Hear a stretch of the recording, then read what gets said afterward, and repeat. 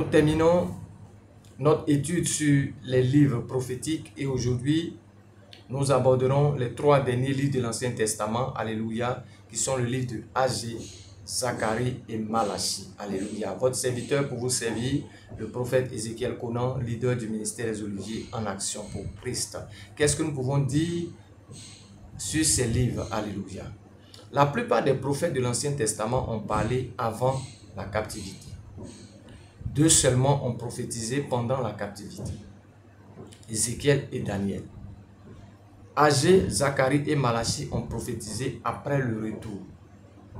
La reconstruction et la remise en état du temple fut la passion suprême d'Agé. Il dénonça la lenteur du peuple dans la reconstruction, mais l'encouragea et l'aida dans cette entreprise. Son livre est une série de 4 courts messages écrits sur une période de 4 mois. Son rappel du devoir eut un effet tonifiant. Le peuple se leva et commença à reconstruire le temple. Agé chapitre 1 verset 12 à 15. Quant à Zacharie, un jeune prophète, se tenait aux côtés du vieux Agé. Il fortifia les Israélites lorsqu'ils reconstruisaient le temple et il les avertit de ne pas désappointer Dieu comme leur père l'avait fait. Il décrivit de façon splendide la bénédiction éternelle qui allait être celle d'Israël dans des siècles lointains.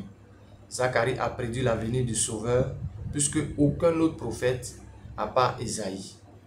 Voyant très loin dans l'avenir, il le contempla d'abord dans son humiliation et dans ses souffrances, puis dans sa gloire et son infinie majesté.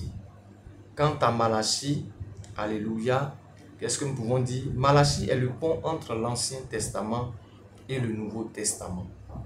Il y a un silence de 400 ans entre Malachie et la voix prophétique de Jean-Baptiste criant « Préparez le chemin du Seigneur ».